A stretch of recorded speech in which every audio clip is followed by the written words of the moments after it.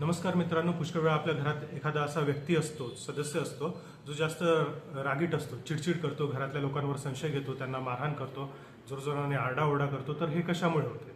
हे होते सायकॅट्रिक डिसऑर्डरमुळे, म्हणजेच मानसिक आजारांमुळे.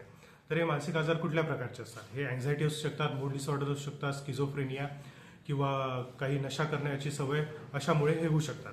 तर तुम्हाला अशा लोकांचा अन्याय सहन करण्याची गरज नाही आहे. उलट तुमच्या परिवारातले हे जे सदस्य आहेत त्यांना ट्रीटमेंटची गरज आहे. तुम्ही त्यांना सायकॅट्रिस्टकडे घेऊन जा, त्यांना सांगा की काय काय प्रॉब्लेम आहे. जर तुम्ही पेशंटला सायकॅट्रिस्टकडे घेऊन जाऊ शकत नसाल तर तुम्ही ट्रीटमेंट बाय प्रॉक्सी घेऊ शकता. म्हणजेच सायकॅट्रिस्टकडे तुम्ही जा, त्यांना सांगा की काय काय प्रॉब्लेम आहे आणि पेशंटला तुम्ही का बरं घेऊन येऊ शकत नाही. अशा वेळेस तुम्हाला ते पेशंट आला नसेल तरी ट्रीटमेंट देऊ शकतात.